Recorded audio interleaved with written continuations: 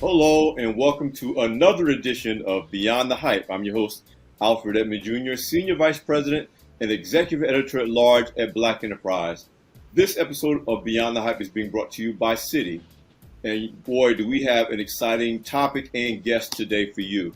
We know that African Americans are fascinated with all things related to cryptocurrency, NFTs, blockchain technology. In fact, the most recent Ariel Schwab Black Investor Survey that says of 6 financial products, bank savings accounts, individual stocks, stock mutual funds, crypto, individual bonds, and bond mutual funds, cryptocurrency is the only one owned by a higher proportion of black people than of white people. Also, according to the survey, about 38% of black investors under 40 years old own digital tokens, compared with 29% for their white counterparts. And overall, twice as many black respondents than those who are white rank crypto as the best investment choice overall. Beyond what was revealed in that survey, we also know that whether you talk about music artists and other types of artists being excited about NFTs as a way to finance their projects, we talk about the excitement of blockchain technology in general. This is a topic that is transforming culture, the financial services industry, the arts, you name it. So today's guest is the perfect person to help us to understand this, to help us to understand why we should care and what is at stake for us, particularly as we seek to close the racial wealth gap in America, which is really core to the Black Enterprise mission. So I introduce you to my guest today, Olayinka Odeniran, who is the founder, chairwoman of the Black Women Blockchain Council. Olayinka, we won't bore our audience with how long it took us to pull this off, but I'm so glad to have you on the show today. Alfred, I'm excited to be here with you today, and I'm very excited that we finally got to meet. So this is Yeah. great. So before we get into our conversation for today, let's talk a little bit more about you.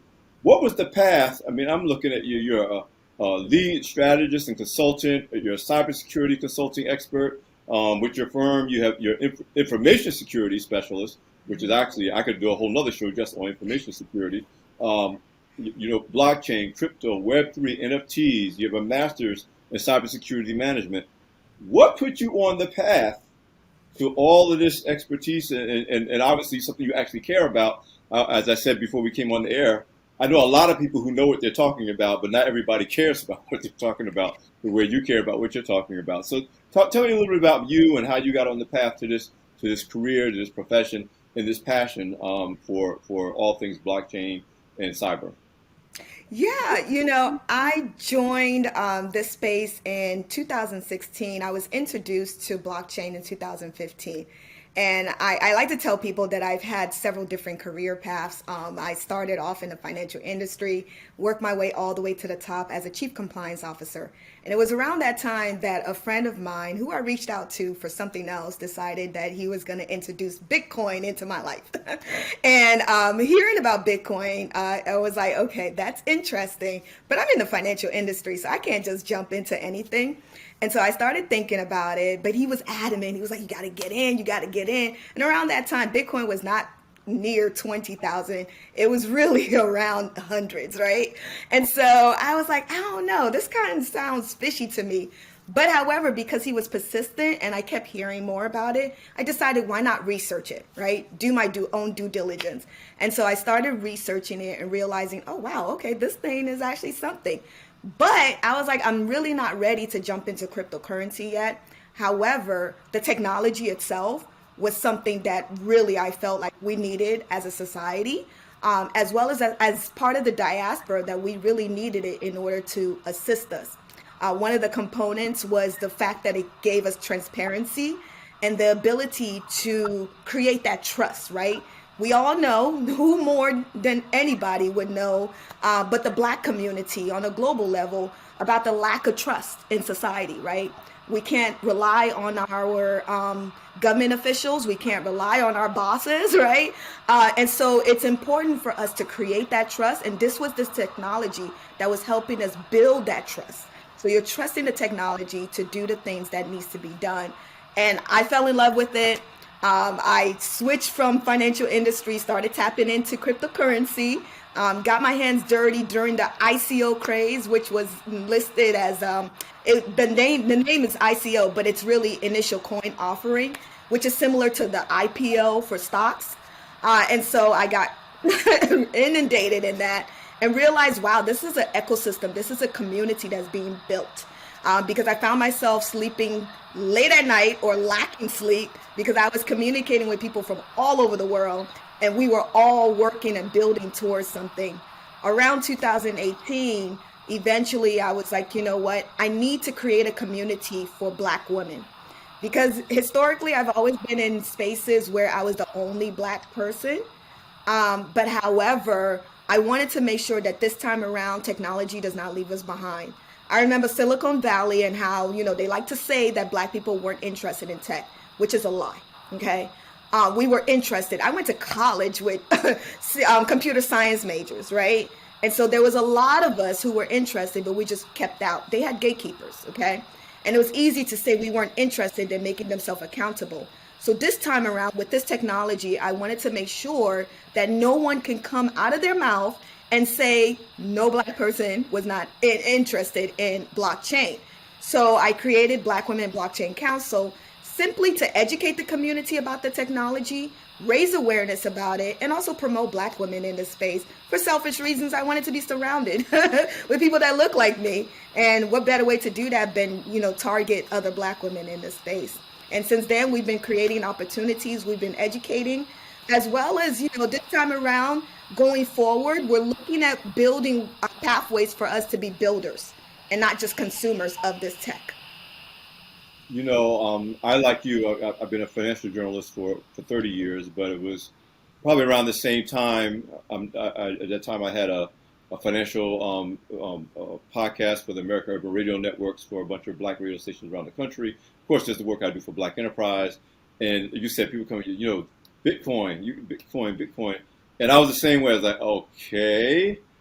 But when I started hearing about blockchain and how that worked, and everything you said about trust and transparency and the traditional issues that Black people have with trusting financial institutions, trusting the financial services industry, whether it's banking, insurance, or whatever, or being excluded when you're talking about raising capital from the capital markets, the excitement was coming from people who I trusted, people who are in the financial services industry, who you would expect to be very skeptical, who said, no, this solves a number of problems, not just for Black people, but for anybody who's experiencing undue friction. Yeah. Women, other underrepresented minorities, certainly Black people, undue friction in their ability to access capital, move capital, trade, invest, get value for what they bring to the marketplace, which is what my friends who are artists, whether visual artists or musical artists, are excited about. People I know, like Taylor Bennett, Chance Bennett's younger brother, who's doing NFTs. And so, talk to me a little bit about blockchain itself. I mean, one of my good friends who's an investment advisor for Merrill Lynch was like, I'm fascinated by blockchain technology. Yeah, Bitcoin is nice, Ethereum is nice, the currency is nice, but the underlying technology, for him as a person in the financial markets, was what was fascinating to him. Talk to me about, in as much as you can in layman's terms, what blockchain is and why it's an important foundation for everything else that we see happening. Okay, so blockchain is a distributed ledger technology. And what that means is that if you can imagine a ledger, something that accountants use to keep track of money, and so we're now able to keep track of data. It's distributed, meaning that there's no central entity or central node or computer that has that information. The data is shared among several different computers in this network, and we call those computers nodes.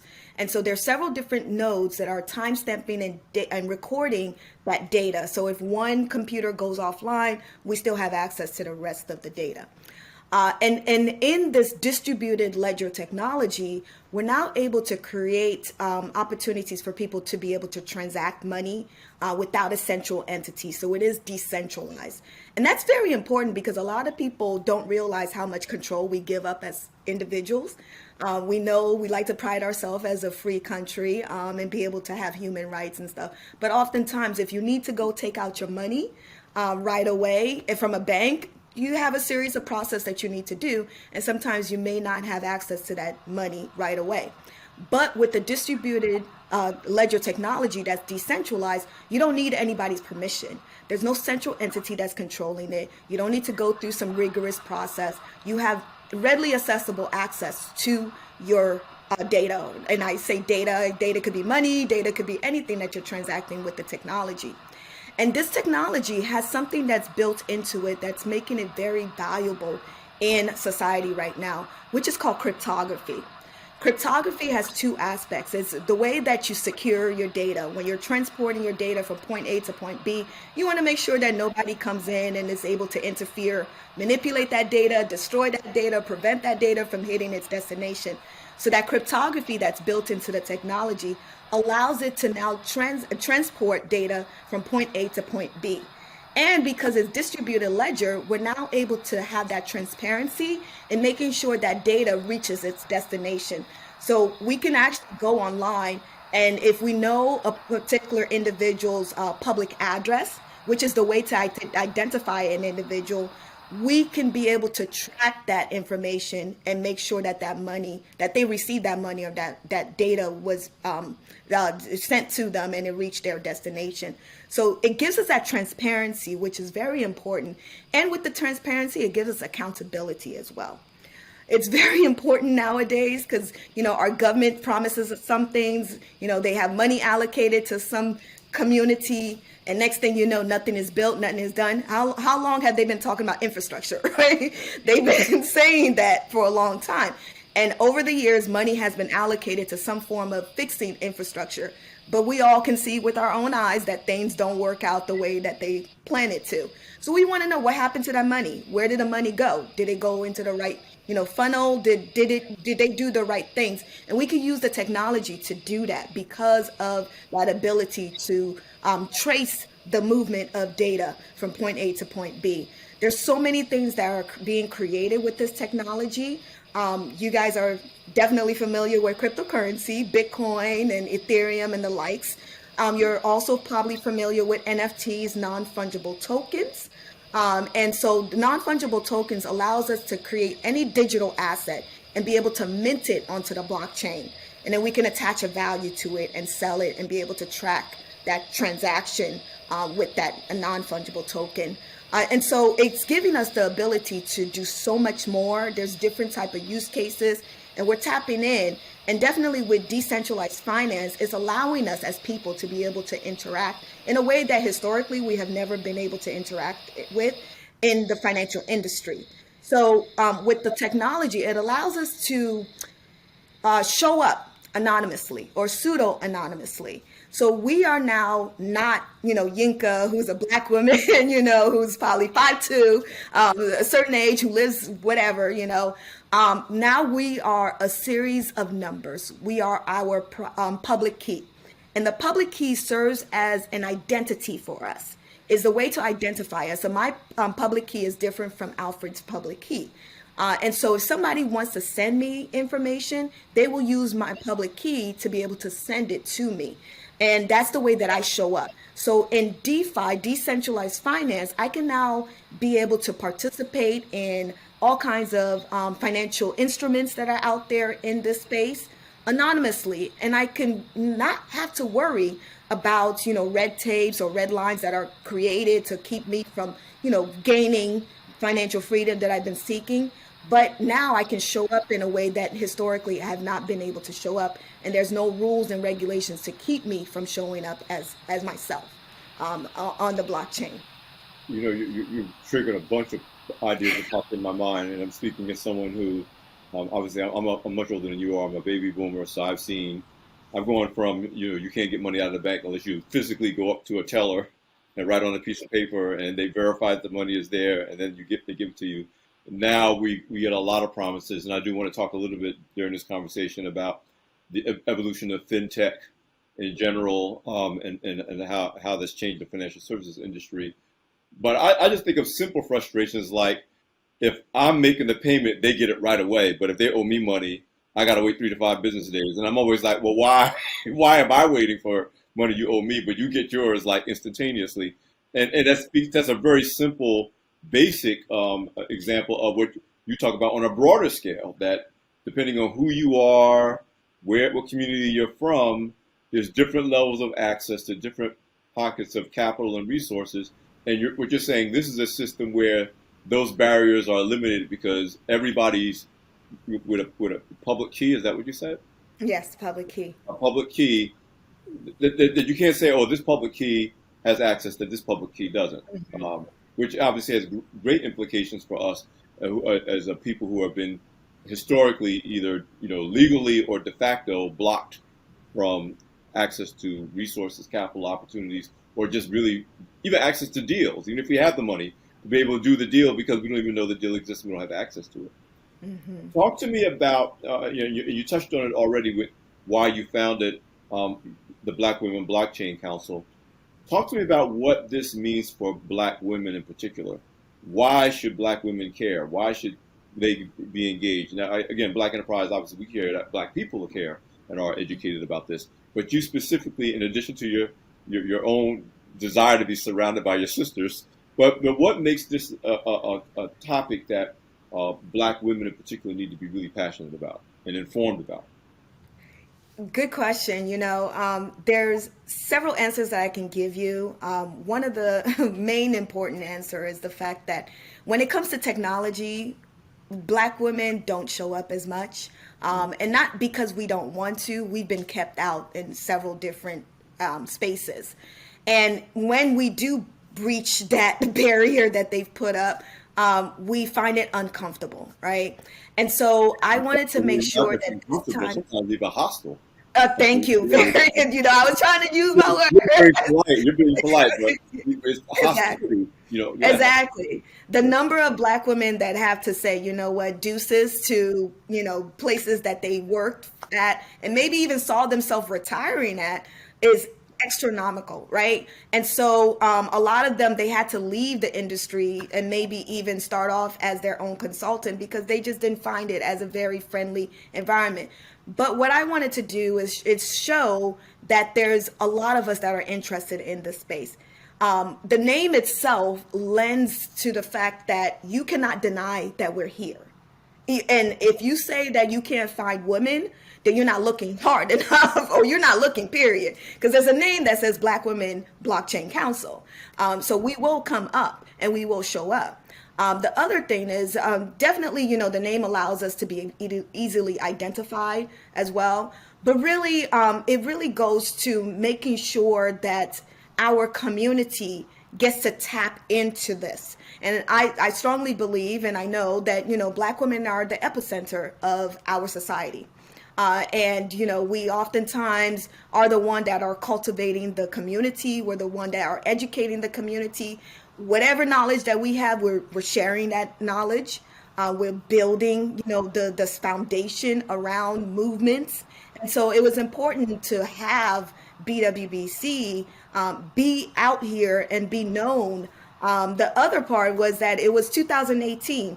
This was right around the time that Bitcoin had their big conference in Miami. And there wasn't a lot of female speakers at the time. That they had 3 female speakers out of close to 100. And and then that wasn't the worst part. The worst part, it was the after party. The after party was at, a strip club, right? And so, a lot of women got upset, and that created a whole movement. And so we decided to bond together, create a Telegram group, create a list of female speakers who are willing to stand up there and be up there on stages and talk about this technology. Because one thing we didn't want was for it to be known as a tech bro, and it's not. I mean, it may look like that, but really it's not. Us females, we don't, we don't go for the fame or the glory or all that excitement and stuff. We're really about educating, creating that community, and building. We want to make sure that we have a stake in this. And so there's a lot of women that are exactly doing that. And so during this group that I was in, there was a lot of opportunities being passed around. I mean, like, people were creating a whole new network, a whole new space, right? And so I was looking look around and I realize, okay, well, there's not enough people that look like me. Like we're missing out. I don't want us to miss out. Like people are about to make millions over here, So we need to show up. And so I went seeking. I went looking and making sure that, we do not get left behind. And by us not getting left behind, our community is not getting left behind as well. You already mentioned about the myth that we're not interested in technology, and I can tell you about the myth before that that we're not interested in finances. There was a whole big thing during the history of Black enterprises, like if Black people aren't interested in finances, who are these million people here who just can't get enough of what we're sharing? But this Yeah. mythology that the people who are locked out don't really want it, or not interested in it, or not. And you make the point that about the hostile environment when talking about building a career, but you also just alluded quickly to the hostile environment, even when it's about social, whether it's Mhm. gaming. You talked about the after party at this conference, and it's a hostile environment, even if you came to have fun or you just want to compete. So it's very very important to not only have what I say representation, but performance. Meaning creating something, so you're Yeah. not just in the room, uh, subject to the whims of the culture, but you're helping to shape the culture, whether that's the financial services industry, tech, in this case, blockchain and crypto. So I just think that's important to underscore because it underscores why a Black enterprise exists or why a Black Women Blockchain Council exists, because you're talking about having a say in how the culture works so that it is welcoming to everyone. Talk Yes. to me a bit about the broader conversation around fintech, the changes that are, I would say, in some ways, the financial services industry is kind of being dragged kicking and screaming toward it. But the changes that is being demanded, whether it's by consumers, individual investors, people who are enthusiastic about crypto and blockchain, and the general idea that technology now is a driving force, whether you're talking about startups or the traditional larger financial services company. And tell me about how what you see happening in terms of the impact of blockchain technology on fintech in general. Oh man, that as blockchain was gaining popularity, fintech was also gaining popularity, right? And for those of you that are like fintech, what do you mean? Think of Cash App, platforms like that. Think of Robinhood, platforms like that.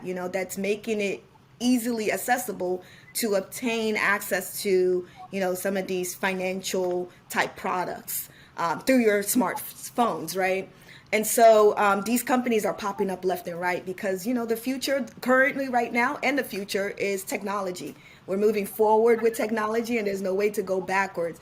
And a lot of these financial institutions are realizing that, what, they need to not go the way of Blockbuster and stay relevant and tap into technology and find out ways to make their services available to the people where they are. They move towards online banking. Now they're gonna, do a lot more with fintech. And so platforms like Cash App that allows us to, send money. And also it does also incorporates the whole blockchain into it because in Cash App, you could also receive Bitcoin as well. And they're moving towards other cryptos later on. But right now you could receive and send Bitcoins and they will be releasing, if they haven't already, your ability to have custodial of your Bitcoin because on the Cash App platform, you don't have access to your wallet. And that's significant because that means it's still sitting on their side. So you are restricted on what you can do. You can't take that Bitcoin off of their platform and put it somewhere else. So when you have access to the wallet, it's now in your possession, and you can literally send that money from, Cash App into another wallet if you choose. So you have freedom, and so they're moving towards that platform. But yeah, the intersection between blockchain and fintech, they're finding commonalities between each other. They're merging, just like Cash App, and they're seeing that the public. They're really feeding into the public really with this, and they're seeing that the public needs this and they want this, and if we provide them with this type of services, they're really gonna move forward and latch onto it. And I think you're gonna see a lot more. We had last year announcements from Visa. Visa, that they were now, going towards blockchain. And so I foresee that they're going to incorporate a way for you to be able to transact in cryptocurrency if Visa is coming on board, MasterCard is right around the corner. Sure enough, they were right around the corner. So a lot more financial industries are seeing that there's a need to tap in. And we just heard, because we haven't talked about the metaverse, right? So we just heard that JP Morgan Chase is creating their own virtual bank in the metaverse. So they're just realizing that this is technology, this is what society wants, and this is how to stay relevant in today's society. Well, you said it. They don't want to become the next blockbuster or whatever. Hmm. And I don't know. It's interesting.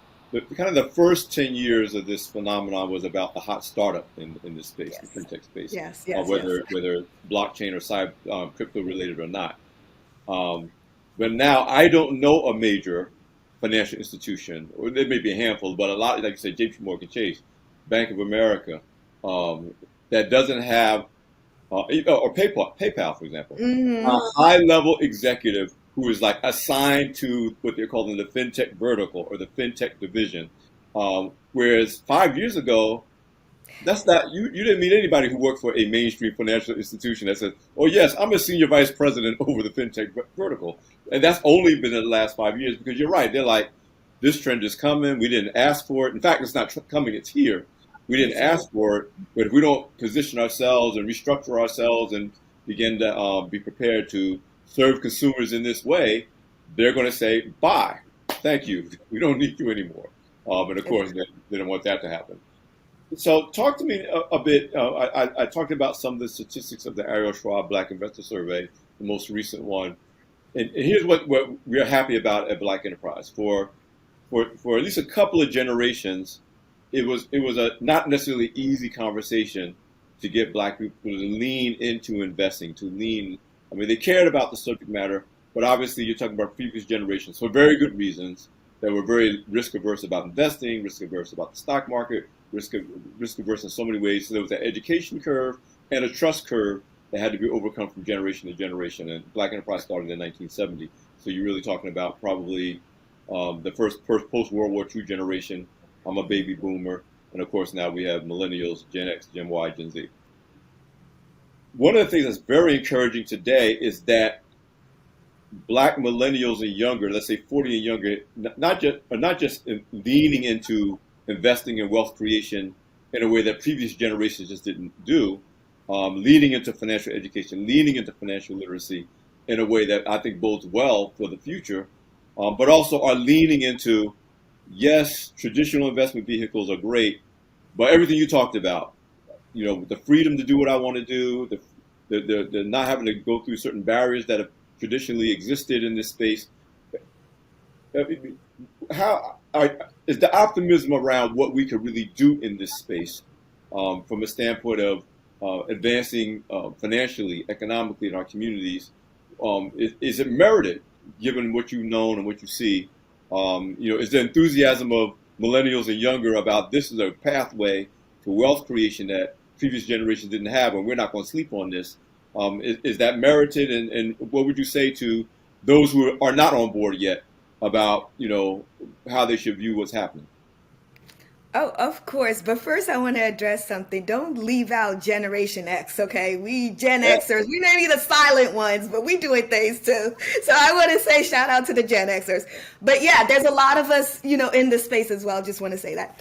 But yeah, it is more, it is warranted. There's merits to the interest in moving forward and being able to have custodial of our own assets, and be in charge of that and have control. It definitely is. It's different, right? Technology has led us here.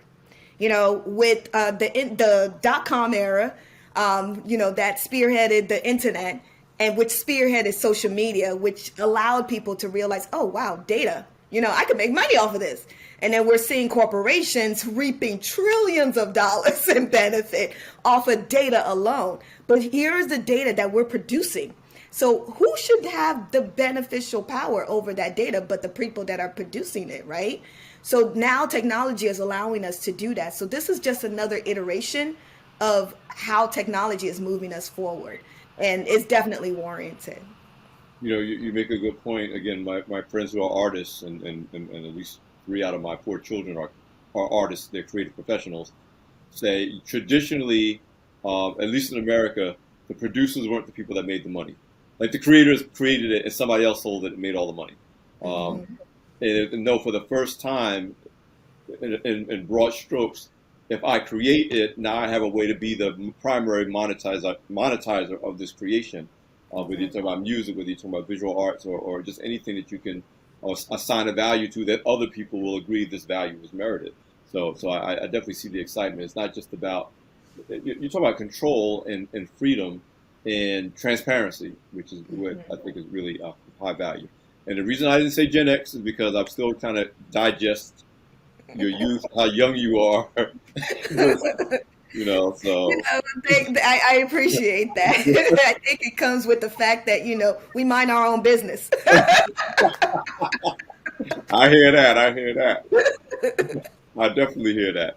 So let me put on the other hat, the other aspect of this, and I think it's really amazingly perfect for this conversation that you are also an expert in information security and cybersecurity. And Hmm. so the flip side is the concern that I don't know what I'm doing. Hmm. In every industry and with every technology and with every financial tool, whenever something becomes popular, like obviously there's people who want to take advantage of that popularity for dishonorable purposes. Um, what's the advice you would give people to help them to navigate these opportunities, to pursue these opportunities, yet feel like they're doing it in a way that's safe and secure when they're talking Hmm. about particularly their financial resources or anything, because that's the other barrier. It's like, is this safe? Is this too new? Is this credible? Now I think it's been around long enough now that, like you said, we got about a decade in. You started out as, again, a financial services professional, but you've done research and kicked the tires. And I would imagine that'd be your first piece of advice, which is do your own research and educate yourself. Exactly. But give some advice to our audience who may be still sitting on the fence about these changes and these trends, but they don't want to miss the opportunity or come in too late. I would say, for all of you who are sitting on the sidelines, let's just say this is the best time for you to jump in. I say that simply because there's a wealth of communities that are out there that's willing to educate you. And that's something that I didn't get when I came on. I was kind of feeling my way through the dark, trying to figure out what's what. But education is very important, and there's a lot of resources. BWBC has a community forum that's out here to provide resources and help you get educated and on board safely when it comes to this space. We don't want you to navigate through this space alone. And you'll start to realize that the driving force of this ecosystem that we're building is community. So being able to tap into the right type of people, get the right type of knowledge, and not being able to step in is very much important. I would say the one advice that I would give myself when I was starting off was that I was taking too long researching as opposed to jumping in and getting my feet wet. And so I tell a lot of people, jump in. The best way to know about this space and to really understand it is not from the sidelines, because things look chaotic from the sidelines, honestly. But when you start to jump in, you start to connect with the right type of people. You start to realize, oh, okay, this is what this means. Oh, man, it's so easy to send money. Wait, what? And wow, I can create a digital asset, mint it, and get royalties. You start to realize that there's so many different things that could be created off of this technology, so many ways that we can show up, and realizing also the fact that there's 4 use cases right now. There's cryptocurrency, NFTs, DAO, decentralized autonomous organization, which if you really want to, if I could give you a layman's term example of what it is, it's a co-op. It's a co-op that allows a community to all participate, all go through the governance structure and be able to vote. We all come into a consensus on voting on how to allocate that money or what next to do. You guys probably heard of the constitutional DAO, right? There was a group of people during what is it the last year, when a group of people came together all over the world and raised $40 million simply to purchase one copy. the Constitution, right, that came up for auction. Because the Constitution, we have several different copies. There was the original and then several different copies that were given to some of the founding fathers. And over the years, those copies went into, private hands. They went into museums. They went into different places. And one of them just happened to come up for auction. And so this was an opportunity to actually say the people own the Constitution, right? So they created a DAO out of it, and they actually gathered so many interests and was able to raise $40 million.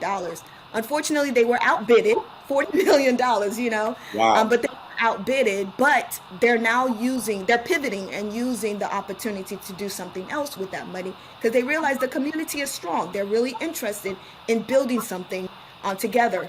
There was another one, Pleasure Dow, which purchased the Wu-Tang, number one album that everybody was like, yo, they didn't release. They were like, we're going to keep this under the belt. But there was a DAO that actually that purchased it when it came up for auction. And now they're building something around that. So just think of it as a co-op. And then DeFi, which is decentralized finance that I talked about earlier. So those are the 4 use cases right now. That doesn't mean that that's the only type of use cases that could be created. We have an opportunity to tap into that and create more. So it's important for you to jump in. Don't think that you need to be an expert. There is no expert. If somebody tells you there's an expert, run. That's a red flag. Because there's no expert. I do not call myself an expert. I call myself an enthusiast. Because you can tell by my voice that it rises when I talk about this. So I'm an enthusiast. And I'm really passionate about this space. And I really think for you to tap in, you got to jump in. You got to jump in, connect with the right people, because there's plenty out there who are providing the right type of information, giving you access to different type of platforms and resources that are out there. And bwbc.io is the website, and that's what we're doing. And I will vouch for you, ladies and gentlemen. My research for this interview, nothing says expert on anything that she has about herself. She is true to her word. Um, and again, I'm so glad you're able to come on the show to talk about this. I got a billion questions. I probably won't get through all of them. But so what is the potential opportunity for more people to get into this space? Is this creating potential jobs, whether that's in cybersecurity, information security?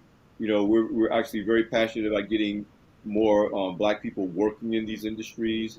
Again, one, to help transform the culture to healthier, more diverse cultures, but two, because these need to be very lucrative professions, and obviously we want to get more entrepreneurs into this space, creators and producers. But as a professional in this space, what has this done in terms of opening up people to the perception of opportunity in tech in general and in this space in particular? And what has it done in terms of the institutions, the culture of institutions, both existing and startup, to be open to more Olayinkas and maybe more little Alfred Juniors or the thirds, looking at this and saying, "Oh, I can build a career. I can be attracted to this industry." I mean, you moved from another industry that had been tangential to this, but obviously there are people who may want to come up, whether they're in high school right now in college, and say, "Oh, this is a space that I can build a career in." What do you see happening out there? Oh man, there is so many different opportunities out there. This space, because it's, a little bit over a decade, it's 13 years old, about to be 14 this year. So, there's really no expert, as I mentioned. Nobody's coming with 20 years of experience, companies and different type of organization understands that. So when you look at, because there's plenty of blockchain related jobs out there from all kinds of jobs, you could be technical, non-technical, they are out there. And oftentimes with those non-technical, they're just looking for somebody with the basic understanding of blockchain. That's all they're looking for. Do you understand it? Do you know what it is? Because best to bet, you bet that the CEOs, the C-level suite, they don't understand it. They're as confused as you are, right? But they want to understand it because they know that there's a need, there's a benefit to incorporating blockchain into their infrastructure. So they're looking for people who have marketing experiences. They're looking for instructors. They're looking for individuals, who are part of if you've been in customer service rep, you could become a community manager. that is an actual job title for these blockchain corporations that are out there. There's so many different opportunities for you to show up. Know that you don't need to reinvent yourself. You could show up as you are, but do your research. Get to know what the technology is, because people are looking for those individuals that have just the basic information.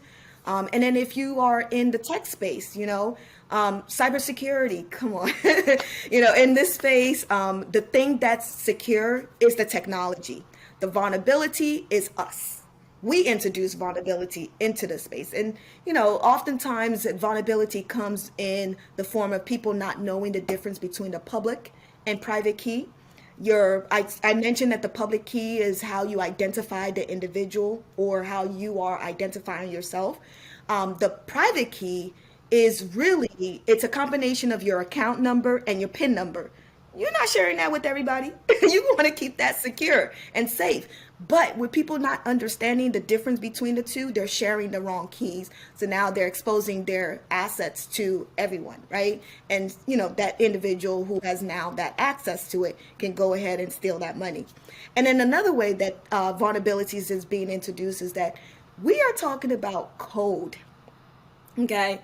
When I talk about blockchain technology, I'm really talking about a code. It's a series of coding lines. Okay. And in order for the blockchain technology to be created, we need people to program it, right? And unfortunately, there has been a lot of individuals who claim to be blockchain software engineers or,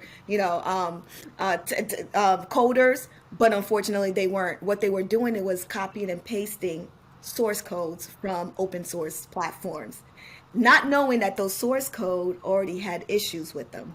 So they're basically copying and pasting faulty, coding and replicating it into projects. And so now you have people who know about those faulty codes and utilizing that vulnerability to now steal, breach, and all that stuff that's going on that you hear about oftentimes. So there's, things that are out there. And even for that, there's people that are looking for smart contract auditors. And that's just you going through the lines of codes and being able to identify where the issues are.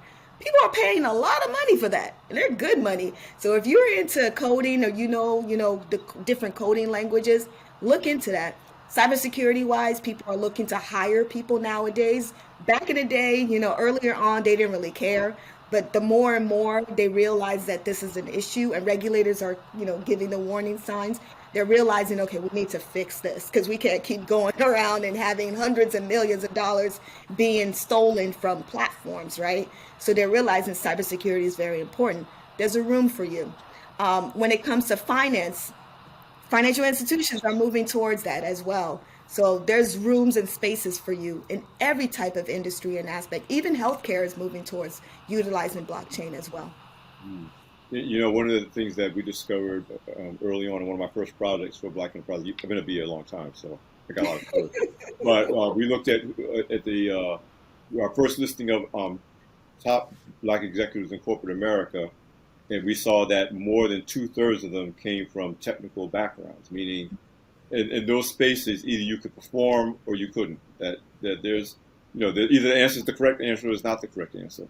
And so what it brings to mind this idea that most vulnerabilities are not the technology, it's the humans. It's most quote unquote con men or fraudsters, they're hacking the people. Whether that's phishing, and so this idea of really educating people about how important it is to protect their information, to protect their private key, to protect what they're doing, because most of the time they're not going to. I know we've seen all the movies about people hacking into your computer, but they're really going to hack you, and you're going to unwittingly give information that you shouldn't give to people who are taking advantage of you. So that whole idea of education is really critical. But I love and I'm passionate about this idea that it's opening up opportunities, ground level opportunities that can have multi-generational positive impacts for women and African Americans and other underserved communities in a way that's central to the economic functioning of not only the country but the world. And that's going to be a very, very new thing. With the implications that I'm sure we're just starting to scratch the surface of. Exactly. Yeah, you're right. You're right. And it's that's the thing that amazes me, that people still believe that it's only in the US. No, it's all over. Like Africa is tapping in big time into blockchain.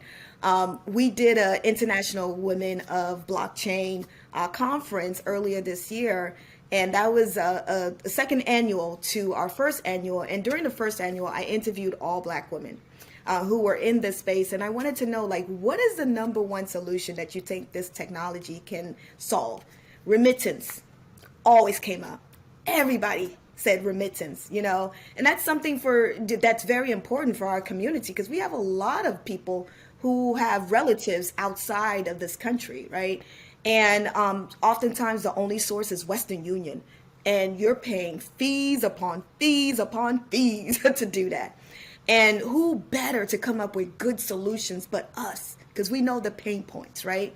And so imagine if we're tackling remittance with blockchain, we're not only able to solve the fee issue, we're also able to send that money securely directly to an individual, as opposed to directly to a Western Union, facility, wait for that individual to find transportation to get there, pay the fee, all kinds of ridiculousness that's keeping people from accessing their money right away. So, there's ways for us to show up in this space, and there's definitely different opportunities for us to create as well. And that's what we're working towards. We're working towards creating builders, because one of our initiatives is to increase the number of Black women blockchain dev into the space.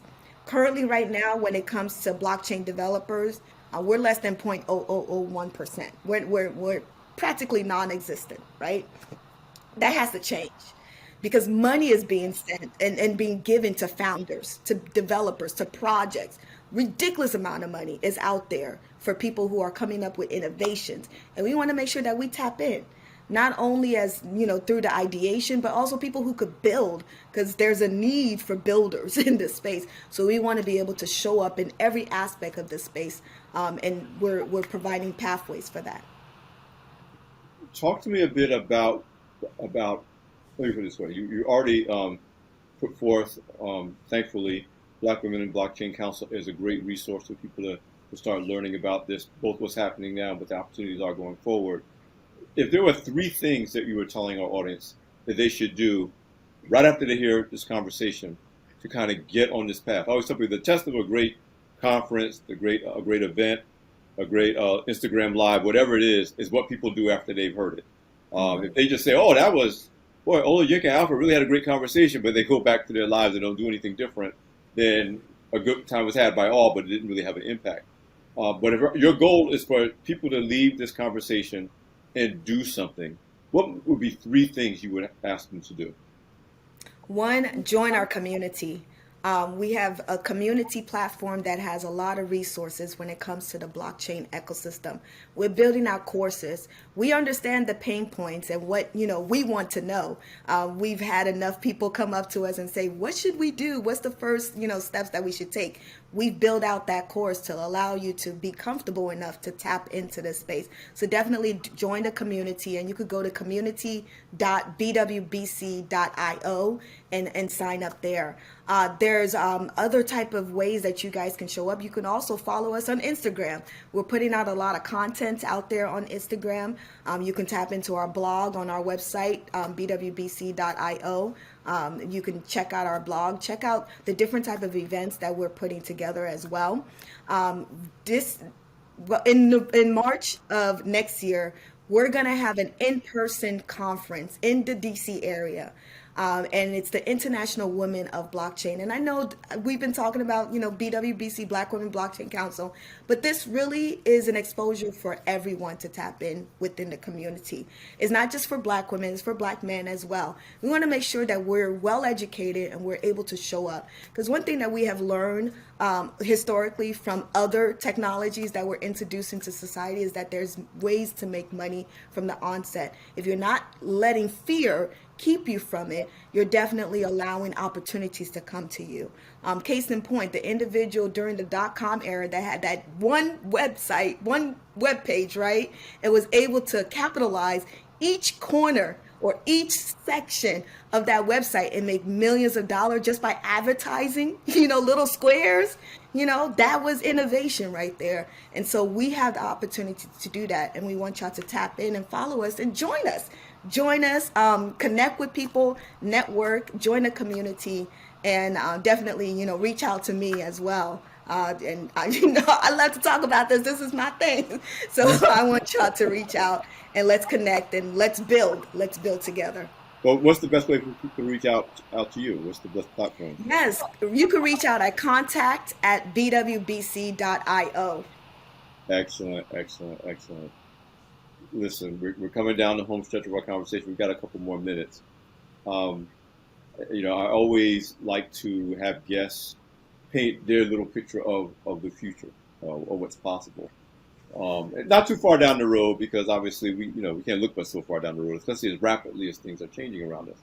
But what would you like to see, or think that we need to see in 2 to 5 years, if we're really doing the best we can do, the right thing to move forward in this particular space? What would that look like in 2 to 5 years? Ooh, that's a good question. In 5 years, I want to see more of us show up. More of us take that opportunity, take the chances. I want to look around and see a host of Black women just saying, yes, I'm doing this with this technology. I'm building with this technology. I want to see our Black men tap in as well and go beyond cryptocurrency and go into creating other things that's valuable to us as a community. I think this opportunity affords us the ability to recreate, and really, instead of being talking about it, we're being about it. We're actually building solutions, and I want to see more solutions from us that caters to what we need. And I think the best way to do that is by educating the community. So I'm hopeful. I'm definitely hopeful, and I'm seeing the younger generation already tapping into this. They're getting into NFTs, and so cryptocurrencies as well. I caught myself teaching a class, and I had some, junior highs telling me, I already know about it. I'm like, okay, So that warms my heart that they're being exposed to that, because we're having the government even looking at central bank digital currency.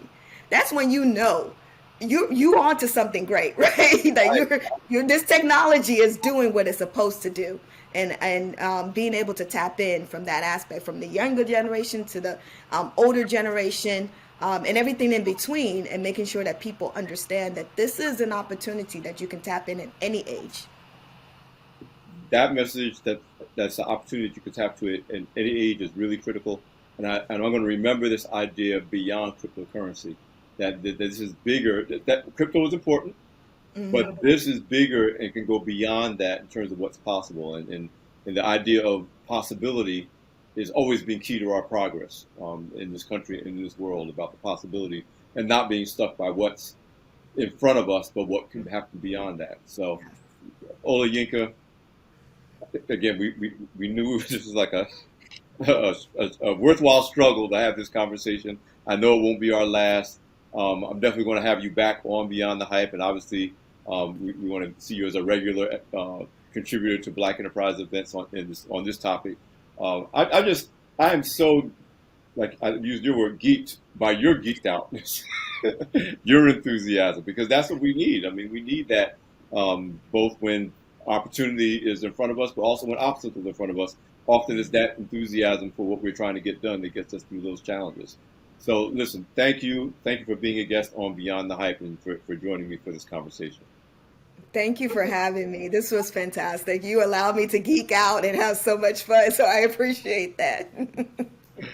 Well, that's it. This is the latest edition of Beyond the Hype. This episode is brought to you by Citi.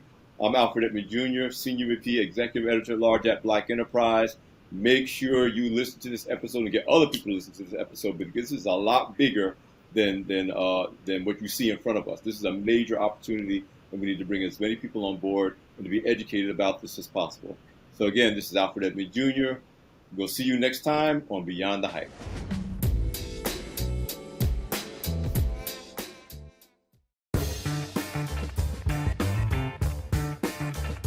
Celebrate the excellence in Black men at the Black Enterprise Black Men Excel Summit. Meet our country's best and brightest Black men who are redefining their image. We need to make sure that the world knows that we are here and that we are doing our business, so let us salute ourselves for that.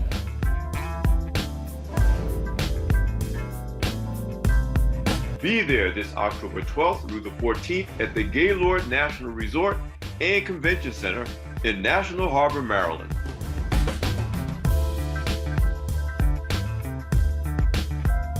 It's time for people to see that Black men are doing great things and doing it positively.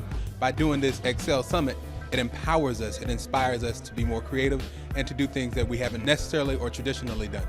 I met some great people here that I plan to do business with in the future, and I plan to learn from. This was an eye-opening experience. For more information, log on to blackenterprise.com/BMX.